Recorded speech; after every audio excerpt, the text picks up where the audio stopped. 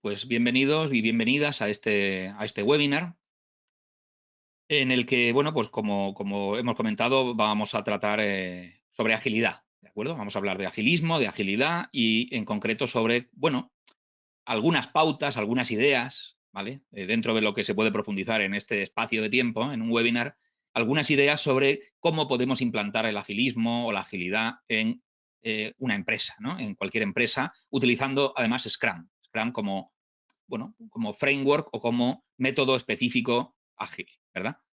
Em, para empezar, lo más importante a la hora de tomar la decisión o bueno, de decidir implantar el agilismo o la agilidad en una empresa, en una organización, es tener las ideas claras, ¿de acuerdo? Entender bien qué es la agilidad, esto es fundamental, ¿de acuerdo? Eh, quiero decir que eh,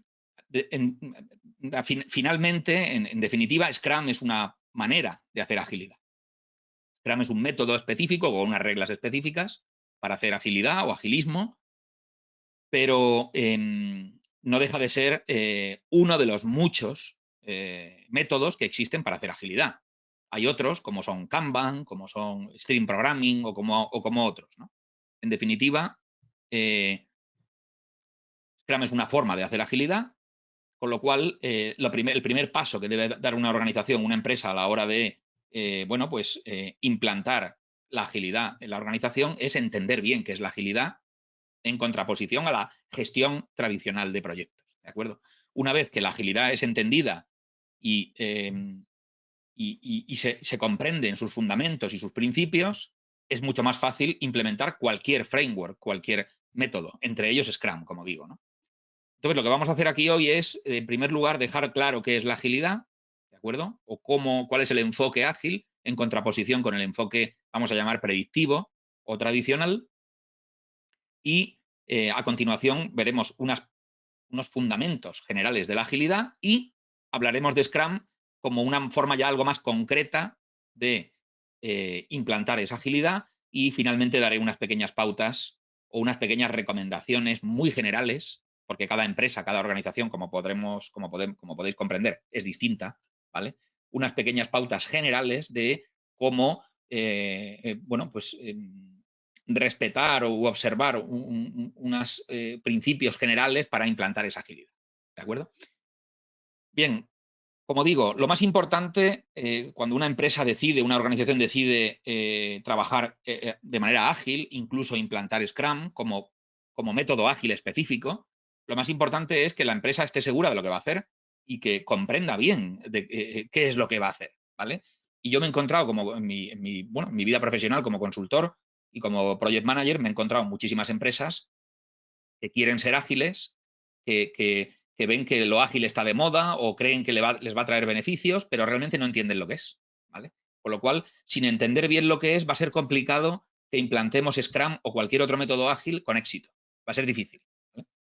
El ciclo de vida predictivo es el ciclo de vida de los proyectos tradicionalmente utilizados, ¿de acuerdo? Es el que se usa habitualmente, el que durante décadas hemos estado utilizando para todo tipo de proyectos, ¿de acuerdo? Para todo tipo de proyectos y que se basa en, bueno, una serie de fases.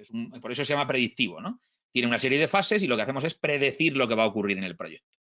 El ciclo de vida predictivo se fundamenta en tener todos los requisitos, todo el alcance del proyecto cerrado o prácticamente cerrado o lo más cerrado posible al inicio del proyecto, ¿de acuerdo?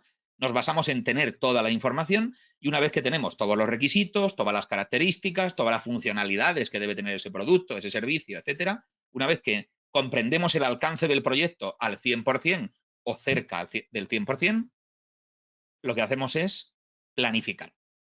Hacemos un plan, planificamos un plan en detalle en el que hay un presupuesto detallado, un cronograma detallado, unos plazos, un calendario, una serie de recursos que vamos a utilizar en cada momento, definimos una serie de actividades que vamos a ir realizando en ese cronograma y eso lo organizamos en fases. Habitualmente se organiza en fases, ¿de acuerdo? Aquí veis un poco un esquema, ¿no? Una representación esquemática de cómo es el ciclo de vida predictivo. ¿Vale? Es verdad que el ciclo de vida predictivo va a variar en función de qué sector o qué industria en qué industria estemos trabajando, pero fundamentalmente las fases son más o menos estas, ¿no? De alguna forma, buscando un denominador común, serían estas fases tipo, ¿no? Hay una fase en la que recopilamos todos los requisitos, toda la información. En función de eso ya hacemos un diseño, luego hacemos desarrollamos ese diseño, lo llevamos a la realidad, luego probamos que ese producto, ese servicio que hemos desarrollado cumple con los requisitos, cumple con lo establecido, con lo requerido, y finalmente entregamos ese producto o ese servicio al cliente, a los usuarios, etc. Son unas fases habituales en un ciclo de vida predictivo.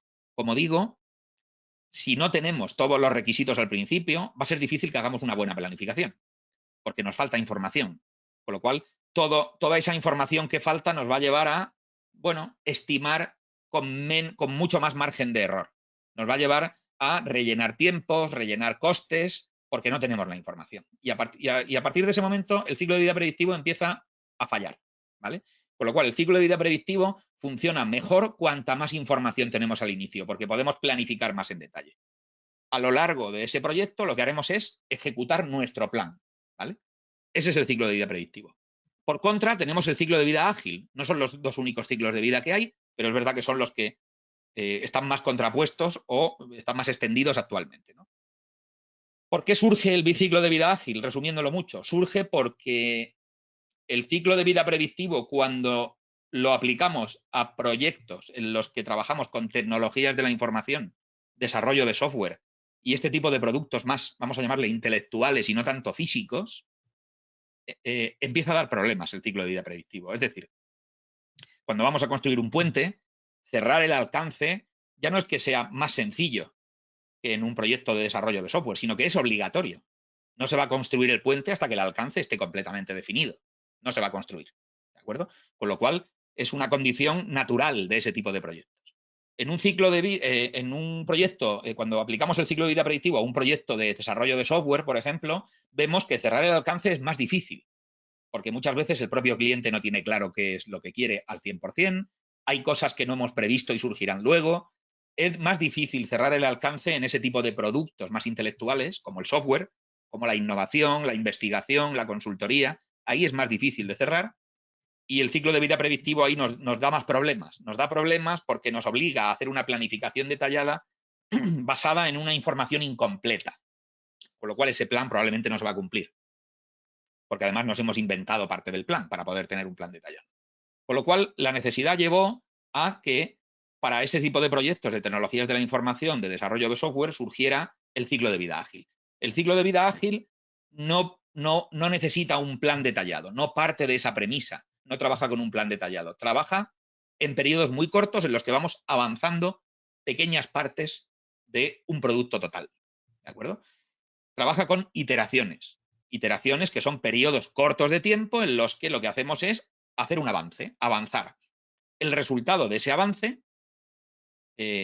lo contrastamos con nuestro cliente, con los usuarios, para que nos den su feedback y nos digan si el producto va por buen camino, no va por buen camino, les gusta, no les gusta, y como son periodos cortos, típicamente entre 1 y 4 semanas máximo, lo que hacemos es que el resultado del avance de cada iteración, denominada sprint en Scrum, el resultado nos lleva a redirigir el proyecto o pensar qué vamos a hacer en la siguiente iteración. Trabajamos de poco a poco, en pequeñas porciones, y vamos avanzando poco a poco. Lo que queremos es equivocarnos lo más pronto posible. ¿De acuerdo? Es lo que queremos en la agilidad, equivocarnos pronto. Bien. Como nos falta información y no tenemos toda la información, está claro que alguna cosa no va a ser correcta, pero nos interesa saberlo muy pronto para poder redirigir el proyecto lo antes posible. Esta es la filosofía de la agilidad. Y cuando trabajamos con software, esta forma de enfocar el proyecto es más beneficiosa, nos trae mejores resultados. ¿Por qué? Insisto, porque cerrar el alcance en un proyecto de ese tipo es muy difícil. Entonces, en los proyectos en los que no podemos cerrar el alcance, tal vez aplique la agilidad. Yo no llevaría esto al terreno de voy a elegir hacerlo predictivo o voy a elegir hacerlo ágil. Yo no lo llevaría ahí. Creo que ese debate es falso. No es una cuestión de elección. Es una cuestión de análisis. Hay que analizar cómo es el proyecto, qué se pretende hacer en ese proyecto y qué naturaleza tiene ese proyecto, y a partir de esa información decidiremos que aplica más o es más conveniente lo predictivo o lo ágil. No es una decisión basada en nuestro gusto, personal, sino que es una decisión basada en análisis previo. Yo diría que a la pregunta ¿cuándo aplica lo predictivo o cuándo aplica lo ágil? Fundamentalmente hay dos elementos que nos va a llevar, dos criterios o dos factores, mejor dicho, que nos van a llevar a tomar la decisión correcta. En primer lugar, aquí veis en la parte izquierda la matriz de Stacey. La matriz de Stacey es un gráfico que de alguna forma representa el primer factor que hay que tener en cuenta para decidir entre predictivo y ágil. El primer factor es la incertidumbre. Cuanta más incertidumbre tenemos en un proyecto, más nos deberíamos alejar de lo predictivo y acercarnos a lo ágil. Porque con mucha incertidumbre significa que nos falta mucha información. Y si nos falta mucha información, va a ser difícil que podamos planificar en detalle, que podamos hacer un plan detallado. ¿De acuerdo? Podremos hacerlo, pero tendremos que inventarnos gran parte de ese plan. Y eso probablemente no se va a cumplir. Bien. Primer factor, incertidumbre. Y el segundo factor, que es este que tenéis a la derecha, es qué tipo de producto es el que vamos a, o de servicio es el que vamos a desarrollar en este proyecto. Es decir, de qué naturaleza es este proyecto. Si es un producto físico, y estoy hablando de construcción, edificios, una central nuclear, un puente, enviar a un astronauta a la Luna, todo esto aplica más, para todo esto aplica mejor el ciclo de vida predictivo, porque necesitamos cerrar el alcance al principio y planificar en detalle todo lo que va a ocurrir y luego ejecutar nuestro plan. Cuanto más creativo, intelectual o no físico sea el producto del proyecto, probablemente más aplique un enfoque ágil, ¿vale? ¿Por qué? Porque es más difícil en esos contextos ser capaces de cerrar el alcance, con lo cual es la suma de dos elementos, de dos factores, incertidumbre y naturaleza del proyecto. Ese análisis doble nos tiene que llevar a decidir si aplica más un enfoque predictivo o aplica más un enfoque ágil. Como digo, no se trata de elegir, se trata de analizar y tomar la decisión correcta. En el ciclo de vida predictivo, o waterfall, o cascada, o tradicional, o como le queráis llamar, el valor para el cliente llega al final. El valor no llega hasta el final, ¿vale? Después de cada una de esas fases de un ciclo de vida predictivo, no tenemos un entregable como el que el cliente quiere. Tenemos documentación, tenemos diseños, tenemos cosas, pero el valor para el cliente, que es lo que resuelve el problema del cliente, la necesidad del cliente, no llega hasta el final del proyecto. En un proyecto ágil, el valor se va entregando en pequeñas porciones, muy a menudo, más frecuentemente o frecuentemente al cliente. Necesitamos hacerlo así para saber cómo tenemos que continuar en el proyecto, porque nos falta información, nos faltan requisitos y nos falta un alcance completamente cerrado. ¿De acuerdo? Así pues, la agilidad en definitiva pues se basa en unos valores, en unos principios y luego tiene unas prácticas. ¿De acuerdo? Con lo cual, al final, lo que más se ve, lo más visible de la agilidad, en este caso, por ejemplo, utilizar Scrum, es la cúspide de la pirámide o la parte visible del iceberg, si me permitís el ejemplo, y la parte sumergida del iceberg es la propia agilidad, es todos esos principios y valores que nos hacen ser ágiles. Podemos hacer agilidad sin hacer Scrum, podemos ser ágiles sin aplicar un framework o un método concreto ágil. Podemos ser ágiles si aplicamos una serie de valores y una serie de principios, ¿vale? Que son estos que os he comentado. Entrega frecuente de valor, periodos cortos de tiempo y, además, fundamental, cómo es el equipo, los equipos. Entonces, una vez que la empresa ha entendido qué es la agilidad y qué no es la agilidad y cómo tiene que decidir aplicarla o no, tiene que empezar a pensar que los equipos ágiles no son como los equipos jerárquicos tradicionales. ¿De acuerdo? Estoy pensando en esas pautas para que cualquier empresa pueda implantar Scrum o decidir hacer agilidad. Los equipos en un enfoque predictivo tradicional son equipos jerárquicos. Hay un jefe y debajo del jefe están todos los miembros del equipo. Es un equipo que tiene una jerarquía. El jefe, que suele ser el project manager, es la autoridad máxima del proyecto y tiene la última palabra sobre el proyecto. Puede delegar más o delegar menos, pero toma las decisiones finales, ¿vale? De alguna forma coordina y dirige todo el trabajo del proyecto. En un equipo ágil no hay un jefe como tal, no hay esa jerarquía. Hay un líder, pero el líder es un líder servicial, es un líder que trabaja junto con los demás miembros del equipo, es un líder cuya autoridad no se muestra dando órdenes o organizando el trabajo, sino que se muestra desbloqueando problemas, ayudando a los demás, dando servicio a los demás. ¿De acuerdo? Ese es el principio de un equipo ágil. Un equipo ágil es más horizontal, un equipo jerárquico tradicional es más vertical. Además, un equipo ágil debe ser un equipo pequeño. ¿Por qué pequeño? Porque tened en cuenta que en un equipo tradicional o jerárquico, el jefe puede incluso tener por debajo de él o de ella, puede tener 20, 30, 40, 50 personas, 200 personas, da igual, porque es un equipo jerárquico, la información fluye de arriba a abajo, ¿de acuerdo? Con lo cual, el project manager coordina, dirige, da órdenes, organiza el trabajo y da instrucciones sobre lo que hay que hacer. En este tipo de equipos puede haber cientos de personas incluso. En un equipo ágil no debería haber más de 10 personas, 9, 10 personas máximo. ¿Por qué? Porque al no haber un jefe, la información no fluye de arriba abajo, la información se mueve horizontalmente, ¿vale? Hay un líder, pero no es un liderazgo autoritario, no es un liderazgo de alguien que manda, como digo, es un liderazgo servicial, es alguien que facilita el trabajo a los demás, es alguien cuyo liderazgo se muestra ayudando al resto del equipo y eliminando problemas que el equipo pueda tener, ¿vale? En Scrum, esa figura es la figura del Scrum Master, por ejemplo, que ahora veremos, ¿vale?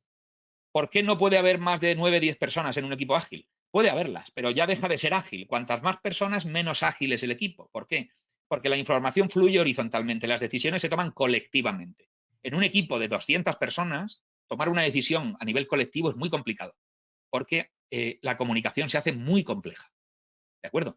En un equipo tradicional o jerárquico la comunicación es más simple, va de arriba abajo y se dan órdenes. En un equipo ágil las cosas se tienen que decidir colectivamente. Luego, si somos muchos, va a ser más difícil decidir colectivamente que si somos pocos. Esa es la principal razón de por qué un equipo ágil debe ser pequeño, porque se hace muy complicada la comunicación conforme más personas hay en el equipo ágil. Normalmente hablamos de máximo 9 o 10 personas. Es un equipo que se autogestiona, se autoorganiza. ¿De acuerdo? No hay un jefe como tal. Esto puede ser complicado de implementar y las empresas muchas veces esto no lo entienden. No entienden cómo puede haber un equipo de 9 o 10 personas en el que no haya un jefe, en el que todos decidan las cosas de manera colectiva. Esto requiere práctica y esto requiere prueba-error, por supuesto, y a veces funcionará y a veces no funcionará y habrá que hacer cambios en esos equipos. Pero finalmente las empresas que hacen agilidad correctamente tienen este tipo de equipos ágiles que son autoorganizados, se autogestionan y toman sus decisiones siempre en el marco del proyecto, ¿vale? Para otro tipo de decisiones, la empresa toma las decisiones que tenga que tomar y el equipo siempre está en el seno de la empresa. Es decir, el equipo toma decisiones en cuanto a su proyecto, no toma decisiones fuera de su proyecto, con lo cual la empresa siempre va a tener un nivel de autoridad sobre el equipo. Además, son multifuncionales. Estos equipos, aunque sean pequeños, tienen que tratar de tener todos los perfiles profesionales, funcionales, necesarios o los máximos posibles en relación con lo que el proyecto necesita. ¿Vale? ¿Por qué? Porque si hay que intentar que ese equipo no dependa de otras personas que están fuera del equipo, porque eso mermaría su autogestión, su autoorganización. ¿De acuerdo? Con lo cual, si hace falta un analista, tendrán un analista. Si hace falta un consultor, intentarán tener un consultor. Si hace falta un técnico en la tecnología X, pues intentarán tener un técnico en la tecnología X. Todo lo necesario. Claro, como es pequeño, a lo mejor no pueden tener todo lo necesario. Pero cuando el proyecto es grande, tened en cuenta que cuando un proyecto ágil es muy grande, lo que hay que hacer no es aumentar el número de personas del equipo, sino hacer más equipos pequeños y coordinar esos equipos pequeños. ¿De acuerdo? Eso es lo que se denomina escalar la agilidad. Tiene que haber confianza entre sus miembros, tienen que estar dedicados 100% a ese proyecto y no a otras cosas, ¿vale? Con lo cual, esto a veces tampoco es fácil en las empresas, porque muchas veces las personas están dedicadas a varias cosas a la vez o a varios proyectos, pero el equipo ágil funciona mejor cuanta más confianza hay entre sus miembros. Hay una relación personal que tiene que ser la mejor posible a nivel profesional y tiene que haber una dedicación 100% a ese proyecto, no dispersar el tiempo en otras cosas. Tiene que haber foco. El foco es que los miembros del equipo ágil estén dedicados a eso solamente, al menos el tiempo que dure el proyecto, ¿vale? Es un equipo que tiene que mejorar continuamente, tiene que tratar de entenderse, compenetrarse y mejorar en cada iteración cada vez mejor. y son equipos que colaboran al máximo, ¿de acuerdo? Tiene que haber máxima colaboración porque en una situación en la que no haya acuerdo, no hay un jefe que imponga su opinión, con lo cual tienen que llegar a un acuerdo tarde o temprano, ¿vale? Esto se consigue, o un elemento que ayuda muchísimo a un equipo ágil es la motivación. Cuando los miembros de un equipo ágil están motivados, se hace mejor la agilidad, el equipo tiene mayor rendimiento y tiene mejor desempeño que cuando no están motivados. Con lo cual, la empresa que quiera implantar la agilidad tiene que entender estas situaciones y tiene que tratar de que los equipos, los miembros de sus equipos ágiles estén motivados lo máximo posible. Bien, esto en cuanto a los equipos. Un elemento fundamental para implantar agilidad, implantar Scrum de una forma exitosa. Entender primero qué es la agilidad, tomar decisiones correctas en cuanto al enfoque y empezar a trabajar desde el minuto cero en que los equipos sean ágiles, en construir, en formar equipos ágiles con esta filosofía de trabajo. En el equipo ágil, como digo, hay un líder servicial. Si el equipo ágil va a hacer Scrum, va a trabajar en el método Scrum, además habrá 3 roles en el equipo. Ese líder servicial se denomina Scrum Master en Scrum, es una persona que lidera desde la ayuda, desde el servicio a los demás, ¿vale?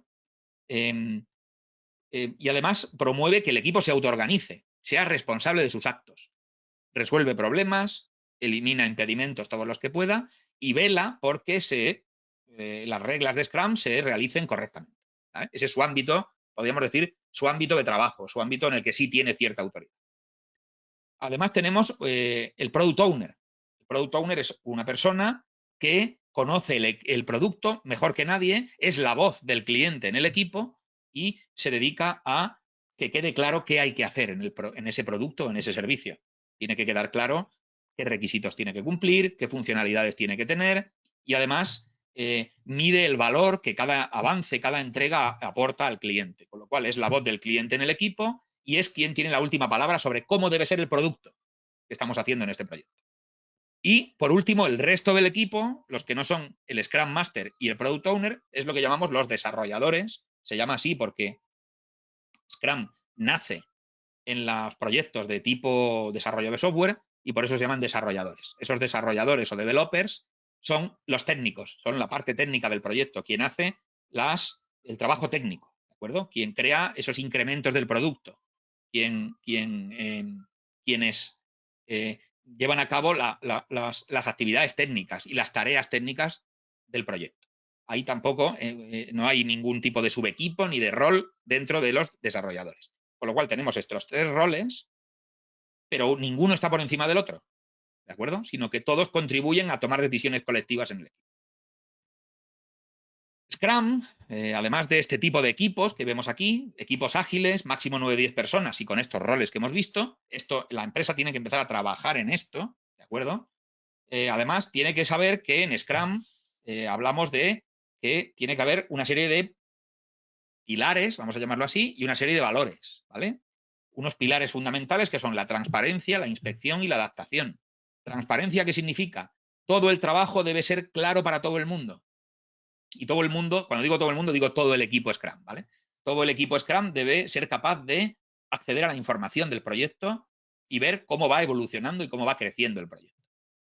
En cuanto a la inspección, significa que el equipo Scrum debe inspeccionar los resultados que va consiguiendo, ¿de acuerdo? Inspeccionarlos para ver cuáles son, medirlos, medir la satisfacción del cliente o el feedback del cliente y ver cómo puede mejorar tanto su rendimiento como el producto. Y la adaptación significa que el equipo debe adaptarse para cada vez ser más productivo, cada vez trabajar mejor, cada vez estar más compenetrado, cada vez ser capaz en cada iteración, en cada sprint de Scrum, cada vez ser capaces de conseguir una mayor cantidad de trabajo terminado. ¿De acuerdo? Con lo cual, transparencia, inspección, adaptación son fundamentales en Scrum, en la agilidad diría yo en general, pero en Scrum son los 3 pilares de Scrum.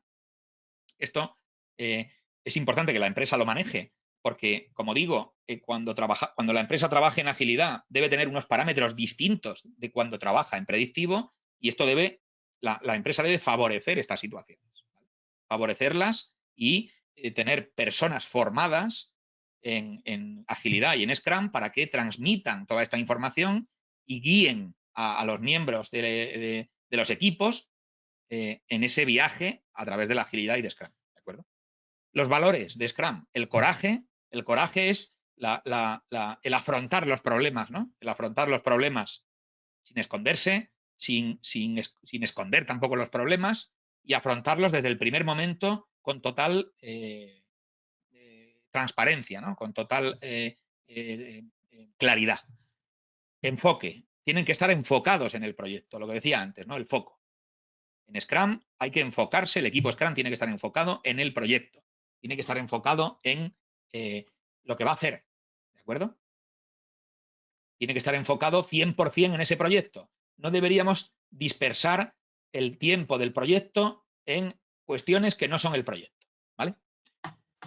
Compromiso. El compromiso quiere decir personas motivadas que se comprometen con el proyecto y con la empresa en obtener los mejores resultados posibles, ¿vale? Además, como no hay un jefe, ellos se autoorganizan y dependen de ellos mismos, con lo cual quien no esté comprometido realmente pues no va a rendir igual que quien esté comprometido.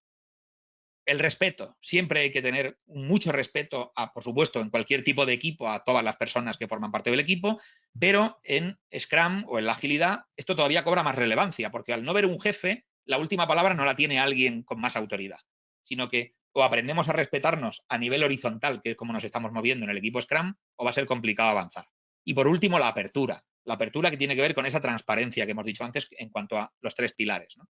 La apertura es tener la mente abierta para mejorar, cambiar, adaptarse o cualquier cosa que sea necesaria para favorecer el proyecto. ¿De acuerdo? Bien. Bueno, este es un diagrama muy simple sobre cómo funciona Scrum. Es decir, las empresas, las organizaciones que quieran implantar Scrum tienen, como digo por recapitular un poco, primero tienen que entender qué es la agilidad, cuándo aplica y cuándo no aplica. Luego tienen que entender que los equipos ágiles son equipos específicamente distintos de los equipos tradicionales. También tienen que entender y ponerse a implementar todo esto, por supuesto, a través de las personas más formadas de la empresa o contratar empresas formadas en agilidad y en Scrum para que guíen a la empresa en este camino. También tienen que entender los valores que veíamos antes, ¿verdad? Los valores y los pilares fundamentales de Scrum. Probablemente en los proyectos ágiles que trabajan con equipos ágiles o con equipos Scrum, la empresa tiene que tener una actitud un poco distinta, de mayor transparencia, de mayor compromiso, de mayor enfoque, ¿de acuerdo? De mayor apertura, ¿vale? ¿Por qué? Porque si todo eso no está encima de la mesa, la agilidad no va a funcionar bien, porque la agilidad se basa en equipos pequeños que se autogestionan, ¿de acuerdo? Y por fin, pues tendrá que aplicar las reglas de Scrum. Claro, las reglas de Scrum, que es una manera de hacer agilidad, un método ágil específico que tiene sus propias reglas, ¿de acuerdo? La mayor parte de las características de Scrum son características comunes a todos los métodos ágiles, pero luego tiene otras que son específicas de Scrum. En Scrum tenemos diferentes artefactos, que se les llama, diferentes reuniones y diferentes roles en el equipo, ¿vale? Si vamos un poco de izquierda a derecha, vemos que tenemos un Product Backlog. El Product Backlog podríamos definirlo como la lista de los requisitos funcionales del producto que estamos desarrollando, ¿vale?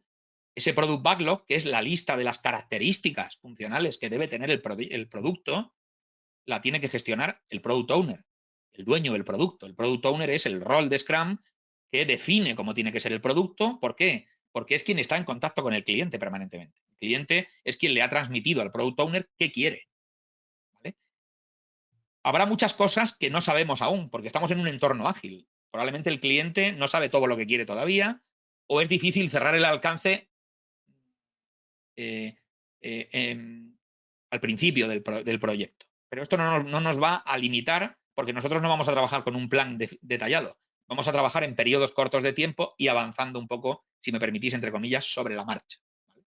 Entonces, lo que sí sabemos, lo que sepamos, o lo que se sepa en cuanto a cómo tiene que ser el producto, estará reflejado en el Product Backlog.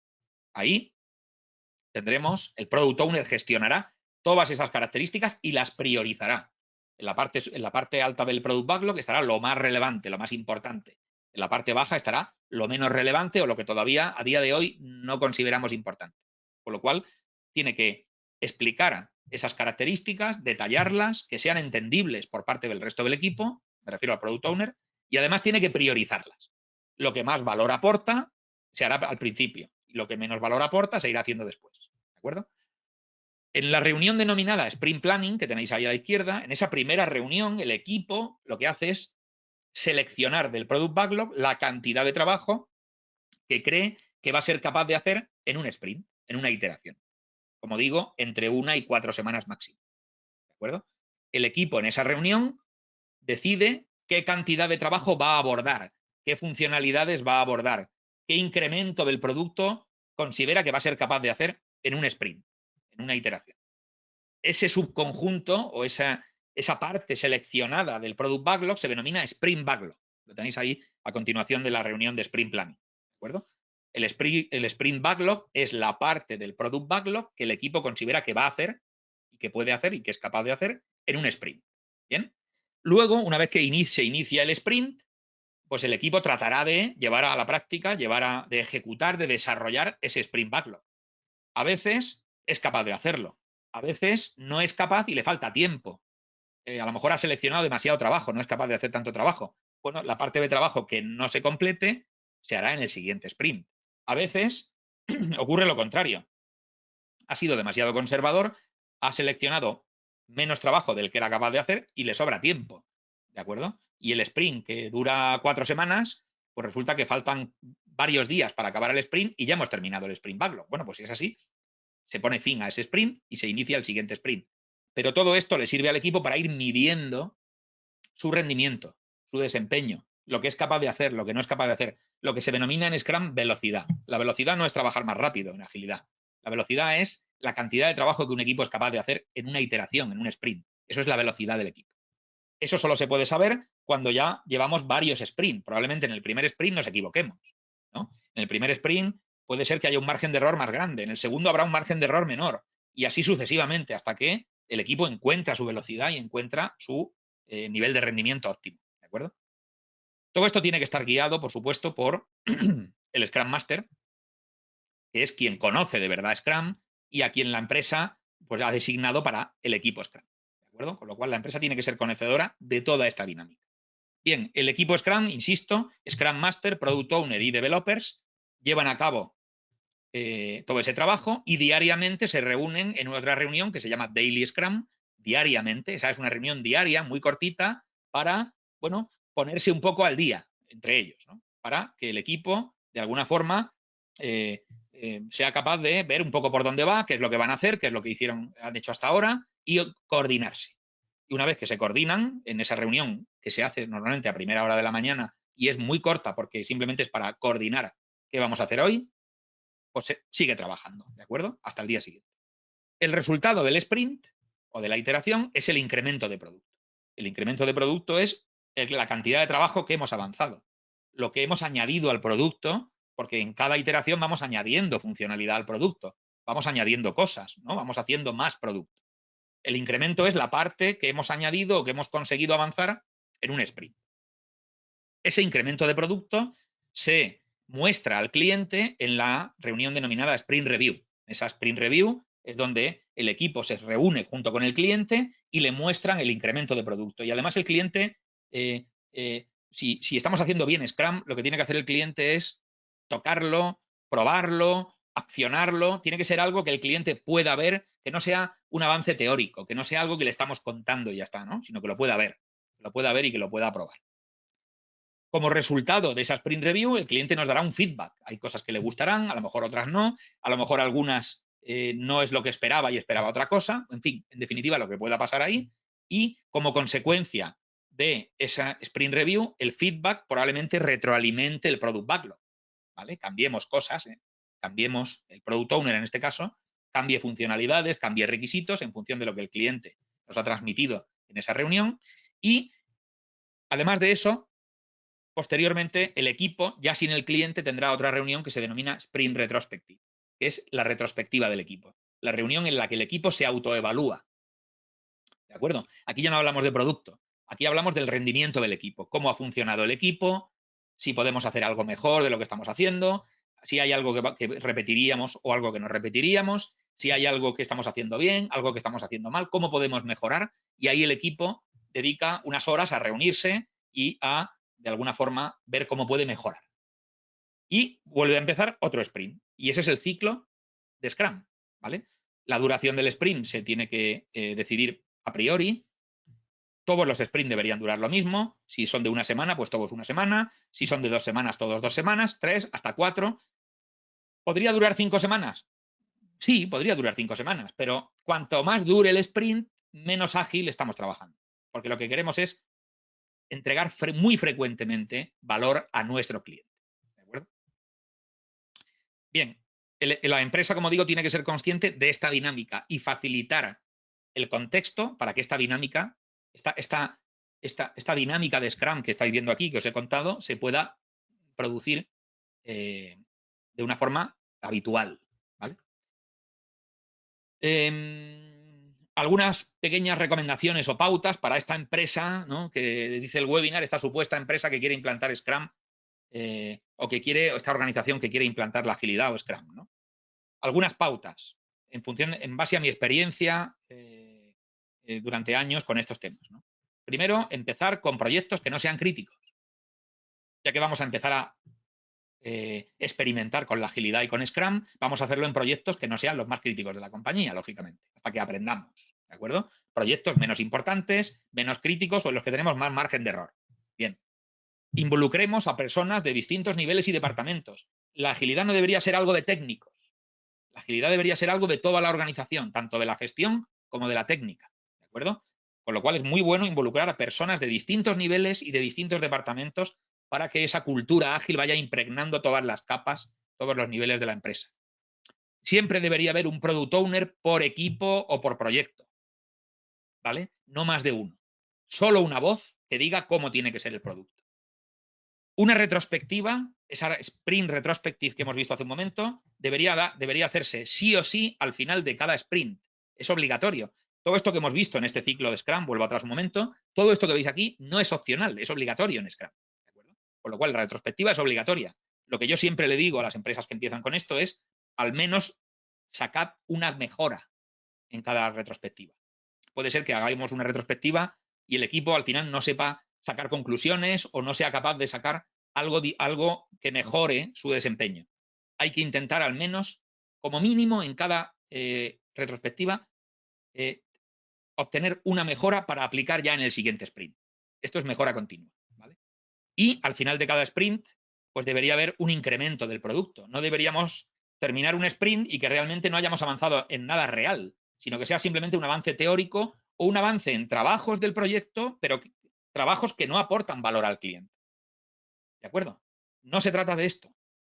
Eso es más bien de un enfoque predictivo. En un enfoque ágil, al final de cada sprint, tenemos algo más en el producto que el cliente debería probar y ver con sus propios ojos. ¿De acuerdo? Valor real. Incremento frecuente y real. Estos son 5, yo creo que pautas básicas para toda empresa que quiera empezar con esto. Y en definitiva, y esta última diapositiva la pongo porque me parece muy representativa de lo que pasa, desgraciadamente, con muchas empresas, con muchas organizaciones que tratan de implantar la agilidad o Scrum y fracasan, y es que tienen unas expectativas erróneas sobre lo que es la agilidad y lo que es Scrum. ¿Veis? Las empresas al principio piensan, bueno, pues nos vamos a transformar, vamos a ser ágiles, y lo ven con mucha ilusión, pero realmente no entienden qué es la agilidad y cómo hay que hacerlo. Entonces, ven más la agilidad como una moda y ven que si se quedan fuera de la agilidad, pues tienen una desventaja competitiva en relación con su sector, ¿no? O su industria. Bien, es verdad. Hay que tratar de transformarse hacia la agilidad en aquellos proyectos en los que aplique la agilidad, en primer lugar. Y segundo, siendo conscientes de que la agilidad conlleva un esfuerzo, un sacrificio. ¿De acuerdo? La agilidad no es fácil, la agilidad es difícil. Es fácil de entender y es muy difícil de implementar bien.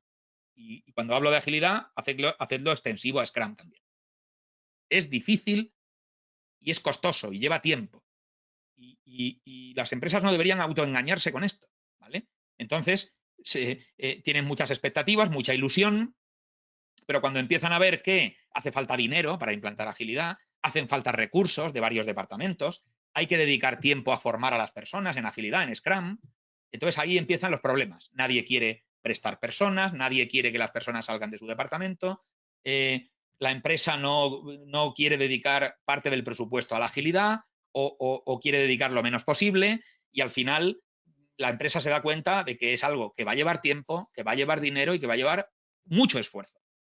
Con lo cual, las expectativas falsas al principio llevan muchas veces al fracaso, porque cuando la empresa ve que realmente esto no es coser y cantar, sino que lleva mucho tiempo, mucho esfuerzo y lleva dinero, entonces es cuando se echa para atrás y la empresa, bueno, pues al final incluso piensa que la agilidad realmente no les hace falta o no ven beneficios en la agilidad o piensan que la agilidad no era lo que ellos creían, ¿no? Con lo cual, expectativas falsas no debería haber ninguna y esto no es un camino fácil, sino que es un camino difícil. Lo que pasa es que una vez que se llega a un grado de madurez, reporta muchísimos beneficios a las empresas. Insisto, una empresa no debería decir soy ágil o soy predictiva. No, depende del proyecto. Y la empresa lo que tiene que hacer es adaptarse a cada naturaleza del proyecto. Bueno, hasta aquí lo que yo quería contaros. Y ahora, no sé si tenéis algunas preguntas. Yo voy a ver aquí en la sección de preguntas si tenéis alguna, que creo que sí, ¿vale? Y ahora vamos a dedicar un momento a responder algunas de vuestras preguntas, ¿de acuerdo? Tenéis el apartado preguntas para hacer preguntas, ¿vale?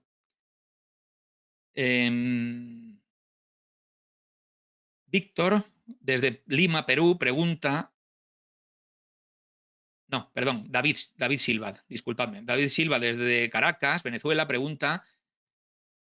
En la parte de patrimonio, como es la salud y la vida, ¿quién toma la decisión de transferir el riesgo a un ente asegurador en caso de que algún integrante del equipo enferme o el mismo líder enferme y se tenga que paralizar el proyecto? Bueno, esas decisiones ya trascienden al propio proyecto, David, con lo cual esas decisiones debe intervenir la empresa, la organización, ¿vale?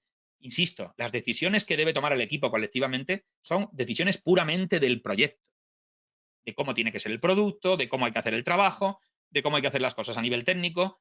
Cuando ya entramos en terrenos en los que hay una persona en la que tiene su salud en juego, pues eso ya no debería ser una decisión del equipo, eso ya debería ser una decisión que trasciende al equipo. El Scrum Master, poniéndonos en un ejemplo real o concreto, si me permites, en ese caso, que pase algo así, el Scrum Master tiene que gestionar con la organización cómo se hace esa sustitución o cómo se sustituye a esta persona, ¿de acuerdo? O qué se hace con esta persona, ¿vale?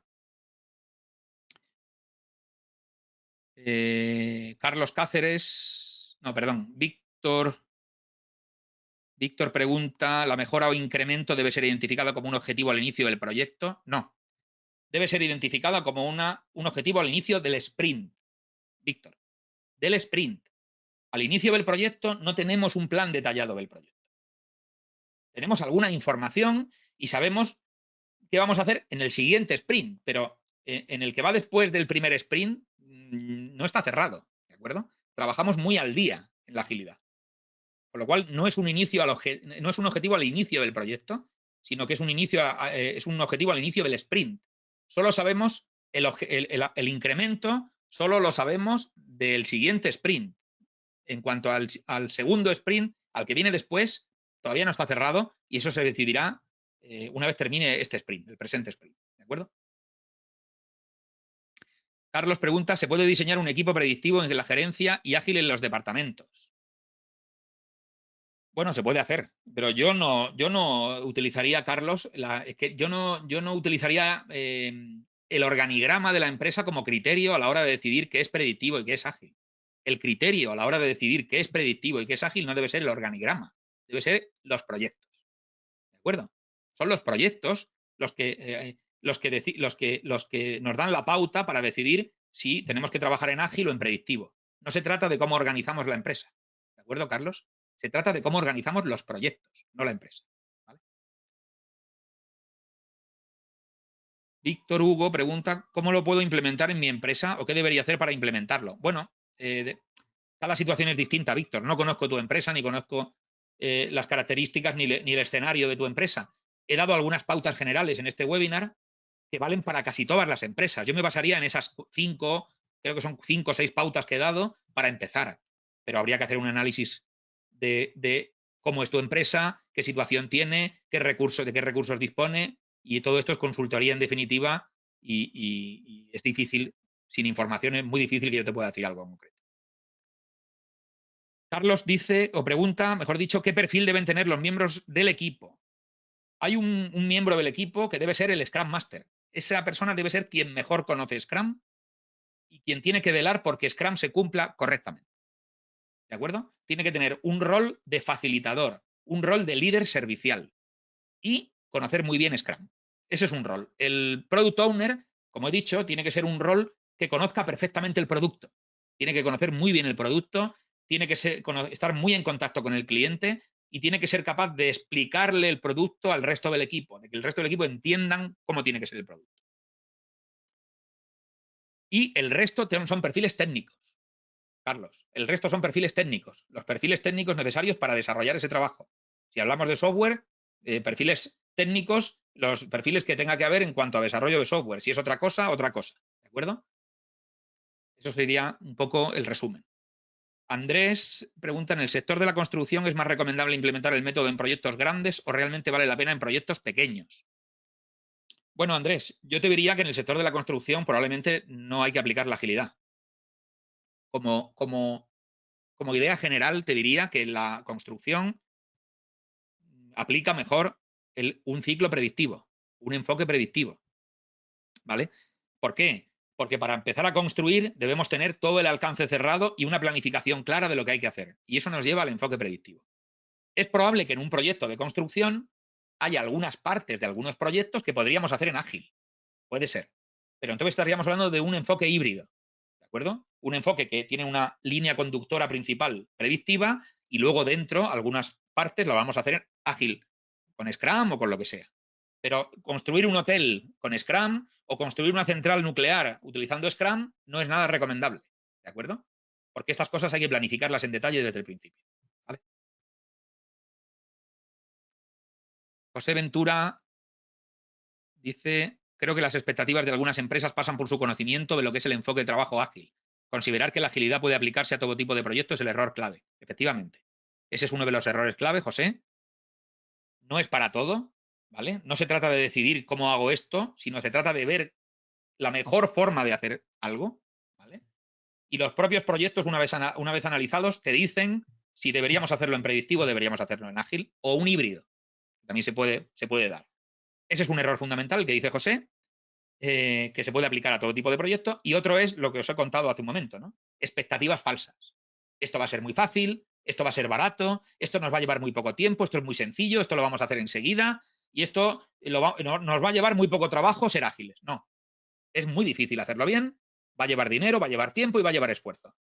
Y todo lo demás va a ser, bueno, pues realmente darnos un batacazo. Es decir, pensar que vamos a hacer algo muy fácilmente y luego ver que de fácil no tiene nada. Con lo cual lo que vamos a hacer es desanimar.